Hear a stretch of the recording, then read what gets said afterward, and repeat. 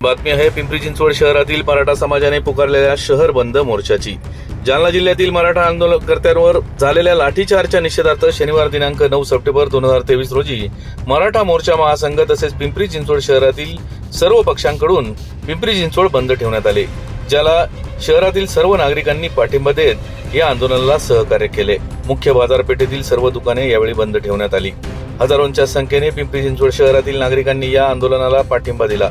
या आंदोलनाची सुरुवात पिंपरी गावातील छत्रपती शिवाजी महाराजांच्या पुतळ्यास पुष्पहार अर्पण करून पिंपरी ते डॉक्टर बाबासाहेब आंबेडकर स्मारक चौकापर्यंत पायी मोर्चा काढण्यात आला। यावेळी पिंपरी चिंचवड पोलिसांचा मोठा बंदोबस्त पाहायला मिळाला।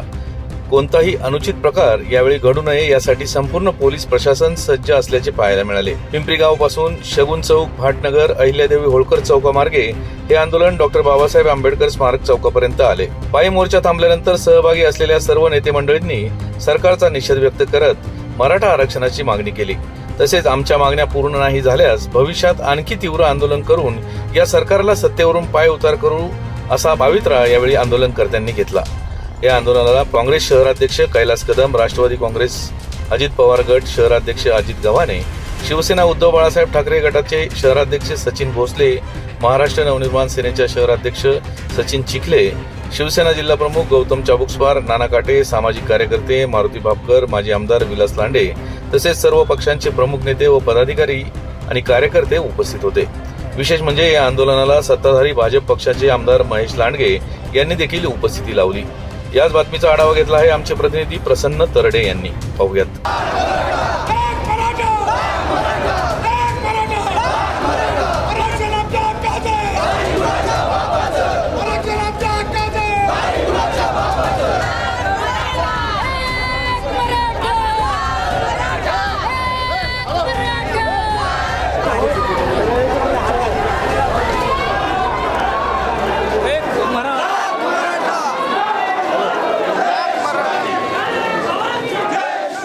तर मोठ्या संख्येने जे पिंपरी चिंचवडकर आहेत, मराठा बांधव आहेत, भगिनी आहेत, ते या मोर्चामध्ये सहभागी झालेले आपल्याला पाहायला मिळत आहे। पाहू शकतो आपण, जे महिला असतील, पुरुष असतील, सर्व पक्षीय जे नेते मंडळी आहेत ते देखील या मोर्चामध्ये सहभागी झाले आहेत। आपण त्यांच्याशी बातचीत करणार आहोत। ताई, काय सांगशील, तू मराठा मोर्चामध्ये आज सहभागी झाली आहे, काय सांगशील याबद्दल? खरं तर मराठा आरक्षण हे खूप दिवसापासून हा प्रलंबित प्रश्न आहे। लवकरात लवकर सगळ्यांना न्याय मिळाला पाहिजे। आपल्या न्याय हक्कासाठी आपण स्वतः रस्त्यावर उतरायला पाहिजे आणि म्हणूनच आमच्यासारख्या सगळ्या युवक युवतींची हीच मागणी आहे की आम्हाला लवकरात लवकर आरक्षण मिळावं आणि याचबरोबर जालना या ठिकाणी झालेल्या घटनेचा निषेधार्थ म्हणून आपण या पिंपरी चिंचवड शहरामध्ये आज मराठ्यांचा मोर्चा काढतो। जो मोर्चा आहे तो पुढे जाऊन बाबासाहेब आंबेडकर चौकामध्ये जाणार असेल, पुढील काय रणनीती असणार आहे मोर्चाची? निश्चितपणे या मोर्चाच्या धर्तीवर आम्ही हा मोर्चा याच्यासाठी ठेवलाय की लवकरात लवकर आम्हाला या ठिकाणी आरक्षण मिळालं पाहिजे। नाही मिळालं तर याच्यापेक्षाही तीव्र आंदोलन आम्ही करणार आहोत आणि म्हणूनच या मोर्चाचा आज या ठिकाणी आपल्या सोबत या ठिकाणी जे सामाजिक कार्यकर्ते मारुती भापकर देखील आहेत, आपण त्यांच्याशी बातचीत करणार आहोत। भापकर साहेब, काय सांगाल, तुम्ही देखील या आंदोलनात सहभागी आहात, काय सांगाल? जालना या ठिकाणी ज्या पद्धतीने सनदशीर शांततेच्या मार्गाने आंदोलन करणाऱ्या मराठा कार्यकर्त्यांवरती अमानुषपणे जालियनबाग हत्याकांडाला लाजवेल अशा पद्धतीने देवेंद्र फडणवीस यांच्या आदेशाने त्या ठिकाणचे तरुण युवक युवती, वारकरी संप्रदायाचे ज्येष्ठ मंडळी, विद्यार्थी यांच्यावर सरकारने अतिशय अमानुष पद्धतीने हल्ला केला। त्याचा निषेध करण्याकरता हा मोर्चा आहे। महाराष्ट्रामध्ये अनेक जाती आहेत, त्यांचा त्यांना हक्क मिळला पाहिजे। जिसकी संख्या जिसकी भारी उतनी उनकी भागीदारी। महाराष्ट्राच्या सर्व जातीचा जातनिहाय जनगणना झाली पाहिजे आणि ज्याचा त्याचा शेअर जो आहे तो त्यांना मिळाला पाहिजे। मराठ्यांना देखील आरक्षणाचा हक्क मिळाला पाहिजे, या मागणीसाठी आजचा हा मोर्चा आणि बंद आहे। आपण पाहू शकतो प्रत्येक जिल्ह्यामध्ये जे आहे मराठा समाज कुठेतरी आक्रमक झालेला पाहायला मिळत आहे, पण अद्यापही सरकारकडून दखल घेण्यात येत नाही। आज पिंपरी चिंचवड शहरामध्ये हा मोर्चा निघतोय, काय सांगाल याबद्दल? सरकारने मराठ्यांना आतापर्यंत खूप मोठ्या प्रमाणात फसवलेला आहे, वेगवेगळ्या पद्धतीने फसवलेला आहे। या ठिकाणी 102वी घटना दुरुस्ती झाली आणि तदनंतर महाराष्ट्रात देवेंद्र फडणवीसचं सरकार असताना आरक्षण द्यायचा निर्णय घेतला।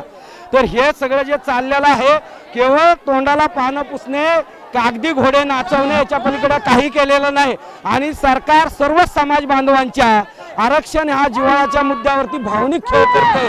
धनगरांना पहिला कॅबिनेट मध्ये आरक्षण देऊ असं सांगितलं. ओबीसीचा देखील प्रॉब्लेम आहे आणि मराठ्यांचं तर तोंडालाच पानं पुसण्याचं काम केलेलं आहे. आणि म्हणून यावर हाच उपाय आहे की जातीनिहाय जनगणना करणे आणि ज्याचा त्याचा शेअर आहे त्याला त्याचा हक्क देणे, हा एकमेव उपाय. शिवसेना उद्धव बाळासाहेब ठाकरे पक्षाचे शहराध्यक्ष सचिन भोसले देखील आपल्या सोबत आहे. सचिन भाऊ, काय सांगाल आज शिवसेना उद्धव बाळासाहेब ठाकरे पक्षाकडनं तुम्ही आज या मोर्चात सहभागी आहात, काय सांगा? शिवसेना उद्धव बाळासाहेब ठाकरे पक्षाचे सर्व पिंपरी चिंचवड शहरातील सर्व पदाधिकारी आणि शिवसैनिक या आंदोलनामध्ये सहभागी झालेले आहेत.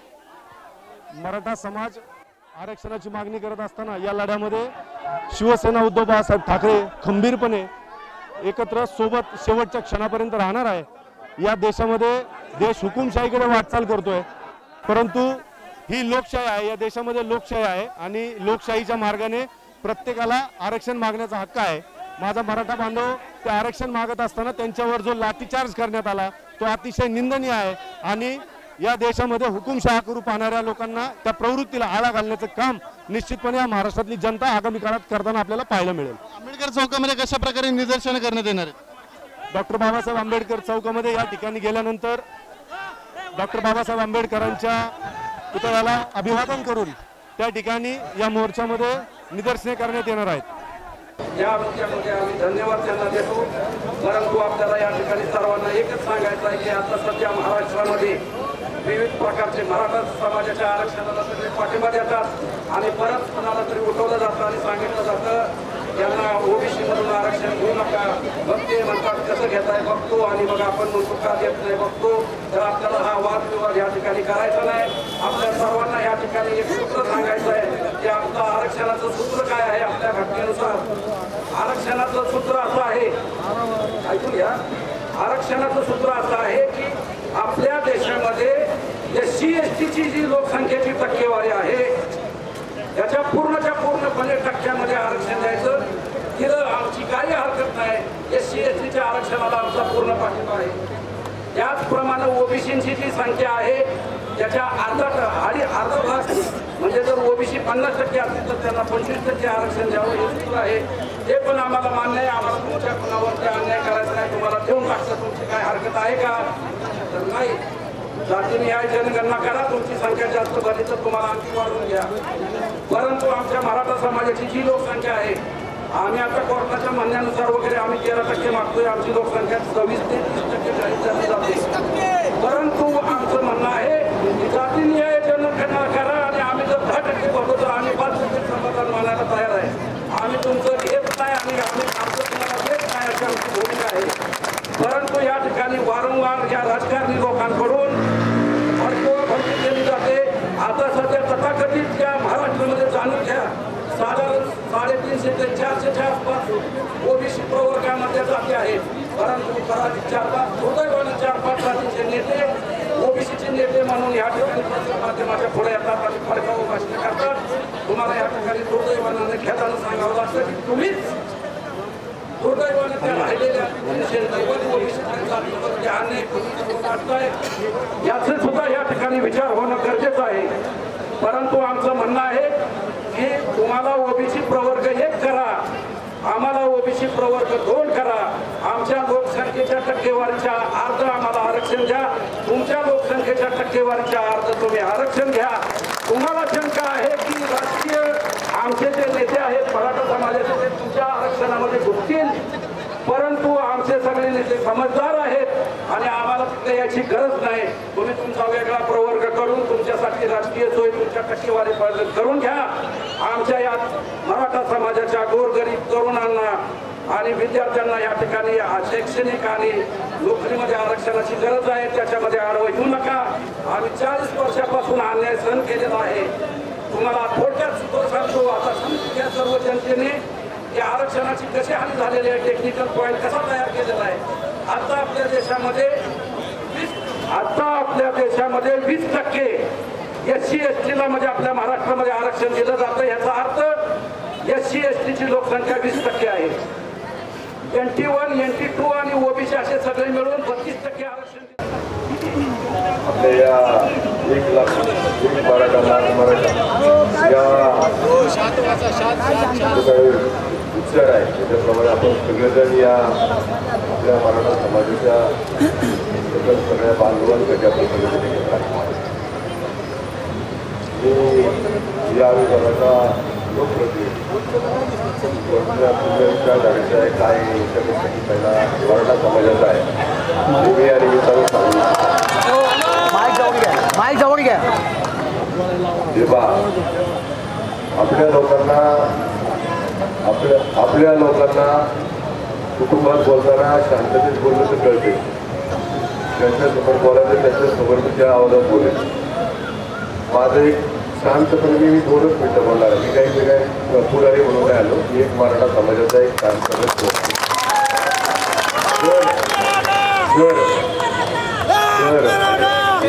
जर आपल्या सगळ्यांच्या मागण्या त्या ठिकाणी पोहोचवण्यासाठी आम्ही जबाबदार आहोत. आम्ही त्या नक्कीच्या प्रमाणे पोहोचवणार. मागच्या वेळेस सुद्धा ज्यावेळेस आपला सकल मराठा समाजाचे 56 मोर्चे पूर्ण महाराष्ट्रात निघाले त्याही आम्ही मोर्चा देतो. त्याही वेळेस सभागृहामध्ये मराठा आरक्षणासंदर्भात भूमिका मांडणारे आम्ही सगळे मराठा आमदार होतो. आज सुद्धा आम्ही आपल्याला खात्रीपूर्वक सांगतो आपल्या मराठा समाजाच्या आरक्षणासाठी आम्हाला जे करावं लागेल ते करण्याचा आमचं प्रयत्न त्या ठिकाणी राहील. आपल्या सगळ्यांच्या बरोबर कुठल्याही परिस्थितीमध्ये आपण सांगेल त्या समस्येमध्ये आम्ही तुमच्याबरोबर आहोत या निमित्तानं सांगतो आणि आपल्या सगळ्यांना या शुभेच्छा. धन्यवाद.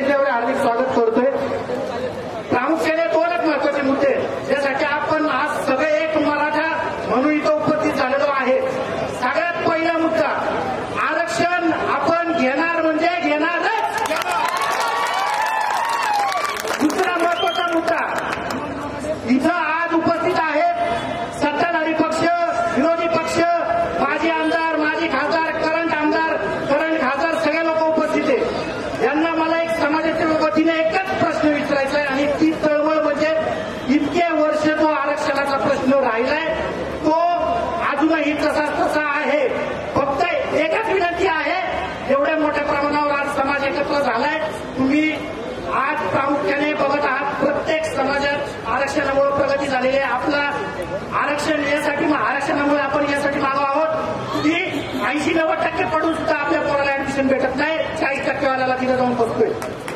आपला शेतकरी वर्ग 1 एकर विकतोय आणि यांच्या इंजिनिअरिंगच्या फी भरतोय आणि तिकडे काय गव्हर्नमेंट यांना म्हणतोय तुम्ही शिका आणि फुकट आम्ही तुम्हाला पैसे देतो. हा सगळा भेदभाव नष्ट झाला पाहिजे ही माझी आणि तुमच्या सगळ्यांची एकच मागणी आहे. आणि विशेष म्हणजे इथे आज येणारा तरुण वर्ग हा सगळ्यात जास्त आहे. त्यांना एकच विनंती आहे की आता सरकार कोणाचंही असू दे, आपल्याला फरक पडत नाही.